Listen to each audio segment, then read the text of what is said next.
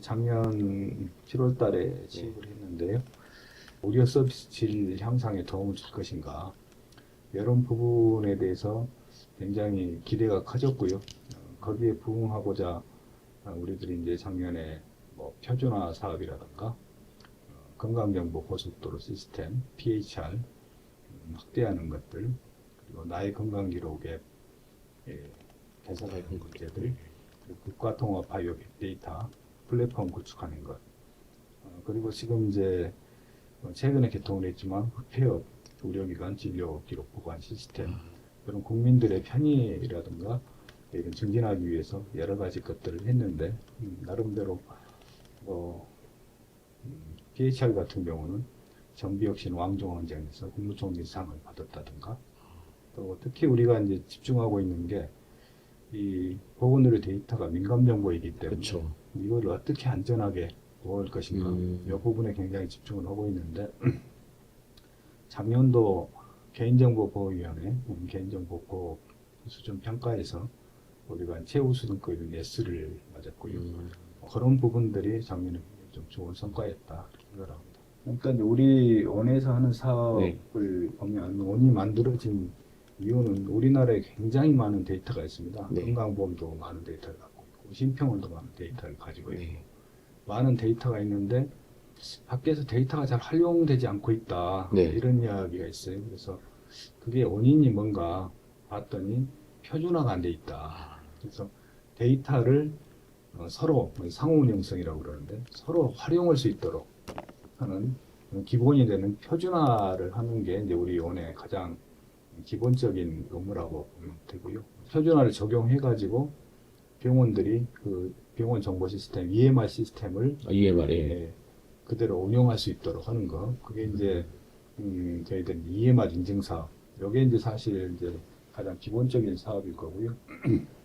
그 다음에 이 표준화된 정보를 활용해 표준화된 이런 데이터를 활용해 갖고 이 국민들에게 도움이 될 수 있도록 상호 운용성 이렇게 그러니까 병원 간에 정보가 왔다 갔다 하도록 보고 또 병원에서 개인한테 데이터를 이렇게 마이 데이터를 볼 수 있도록 해주고 하는 게 이제 건강정보 고속도로 시스템인데 이게 이제 PHR이라고 그러죠. 네. 요게 이제 구축되면서 질병청이라든가 건보공단, 심평원, 뭐 여러 기관의 있는 암센터 이런 정보들이 본인들이 공공기관 정보를 다 볼 수가 있고 그러니까 나의 건강 기록 앱을 통해서 또 그 다음에 그 의료기관에 자기 진료받았던 의료기관의 진료 기록들도 진료 정보라든가 의무 기록들 이것도 다 그 나의 건강 기록 앱을 통해서 그러니까 PHR 시스템을 통해서 볼 수가 있고 그러니까 정보 고속도로 네. 정보 고속도로 시스템을 운영을 해서 개인도 볼 수 있고 병원도 볼 수 있고 또 최근에 이제 한 마이데이터 사업에서는 이걸 가지고 이제 그 의료기관이라든가 또 이런 그 바이오헬스 스타터들이 이걸 활용해 가지고 서비스를 개발해 가지고 이렇게 할 수 있도록 정보도 개인이 동의한 기반 하에서 이런 것들을 하고 있고요.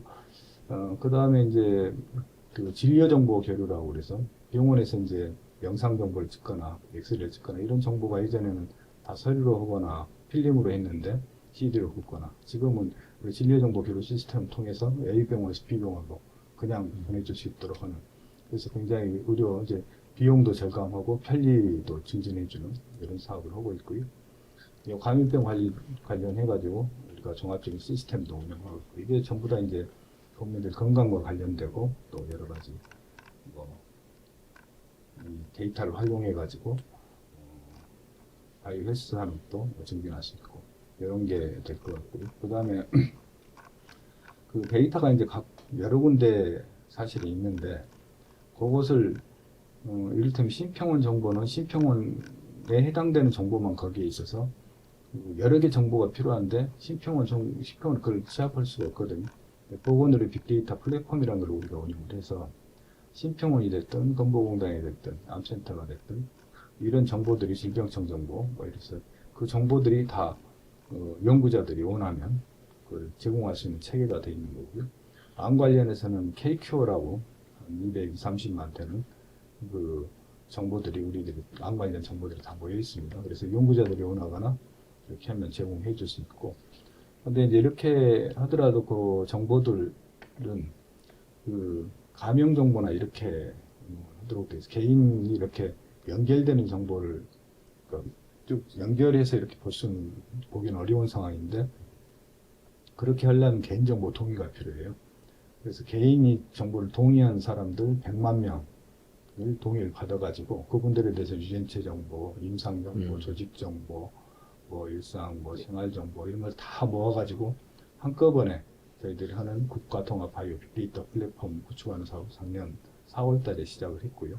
그것도 작업이 되고 있습니다. 그러니까 이 빅데이터라는 거는 모아놓게 되면 연구자들이 와서 연구도 할 수 있는 거고, 또 맞습니다. 이 사업하는 또 제약회사나 이런 데서도 거기에 필요한 정보들을 받아가지고 신약 개발이나 활용할 때가 굉장히 많죠. 예. 활용할 수도 있고, 이렇다면 유전체 정보 이런 것들이 모여 있으면 거기에 맞는 항암제를 또 투여할 수도 있고, 이런 부분들이 있기 때문에 굉장히 초기에 비해서는 지금 논의할 수 있는 일 범위가 굉장히 늘어나고 있고, 지금 특히 AI가 지금 굉장히 대세가 되고 있는데, AI가 기본적으로 꼭 AI를 하려면 데이터가 있어야 돼요. 우리 그렇죠. 원에 데이터가 있기 때문에 이 데이터를 활용해서 다양한 AI 제품이나 서비스를 개발할 수 있는 그런 기반이 되겠습니다. 사실 우리 보건의료정보원이 하는 일은 모든 국민이 아시면 좋습니다. 예. 그렇죠. 다시 말씀드리면 그래도 사업도 잘 진행될 수 있으니까. 사업도 예. 있지만 직접적으로 본인 건강 증진과 관련이 있어요. 음.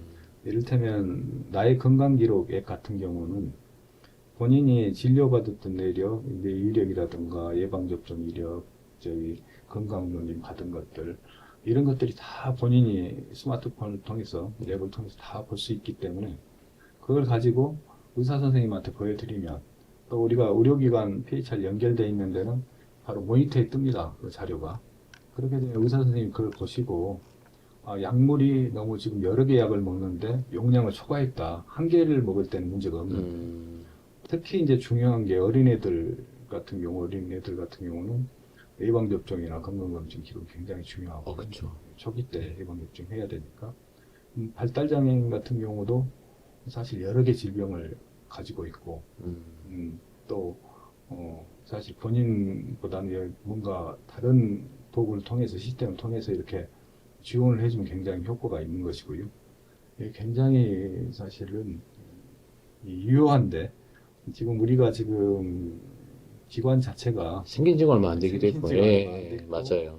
개인정보 예. 그 의료정보가 민감정보라고 예. 개인정보 보호를 해야 된다. 음. 이런 측면이 강하다 보니까 그동안 이제 좀 적극적인 홍보도 좀 예. 부족했던 것 같은데, 사실 말씀드린 것처럼 우리 정보라는 게 여론 쪽에 굉장히, 특히 국민 건강증진과 관련된 사업들을 많이 하고 있기 때문에 이 부분에 대해서 우리가 적극적으로 더 홍보를 많이 해야 되겠다. 그래서 그렇죠. 예. 사실 이제 이런 빅데이터 국가통합화의 빅데이터 플랫폼 같은 경우는 사회적 목적을 위해서 본인이 내 정보를 내놓겠다. 네. 이런 거거든요. 그래서 그렇죠. 동의를 해주시는 네. 건데, 근데 이제 우리하고 이제 미국이나 이런 나라들은 상당히 개인정보에 대해서 개방적이에요. 우리보다는. 그러다 보니까 이게 굉장히 좋은 목적이다 그러면 본인들이 내 사회적 목적을 위해서 내 사회에 기여하는 셈 치고 내놓겠다. 이런 게 굉장히 강한데, 굉장히 이 개인정보에 대해서 민감하십니다. 그렇지만 이 개인정보 동의를 해주시고 이렇게 이제 이 국가통합 빅데이터 플랫폼 구축 사업에 참여자로 참여를 해주시는 거는 사실 거기 참여하시면 그 통해 가지고 여러 가지 질병에 대한 연구도 되고, 그 다음에 또 산업도 바이오 헬스 산업 지금도 앞으로 미래 산업이거든요. 바이오 헬스 산업. 그런데 하는데도 본인이 기여를 할 수가 있는 거고, 또 지금 AI 발전 속도를 보면 그 안에 참여자에 대한 여러 가지 우리가 건강 모니터링도 나중에 가능하지 않을까 이렇게 생각이 됩니다.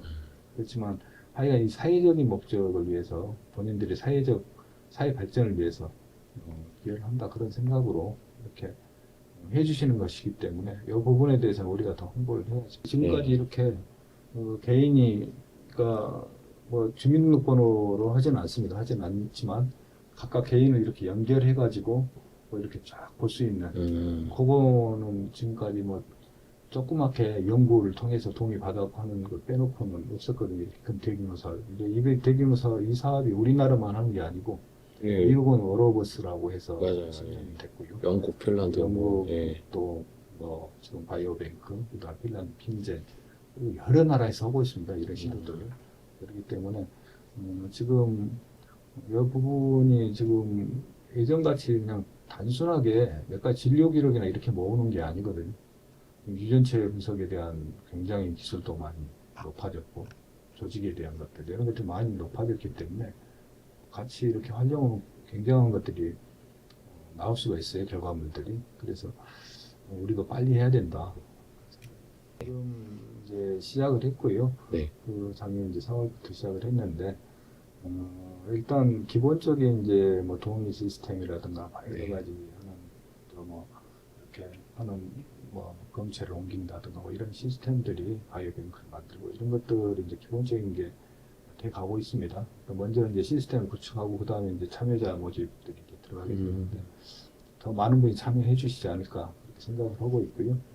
우리나라는 좀 다른 나라와 좀 특이한 게 지금 이 세 개 파트로 해서 저희들이 나중에 그 데이터 분석이라든가 또 연구 활용 이런 것들 측면에서 좀 효율적으로 하기 위해서 일반군하고 중증 질환군, 그 다음에 저기 희귀 난치성 질환군 이렇게 나눠 가지고 지금 하고 있어요.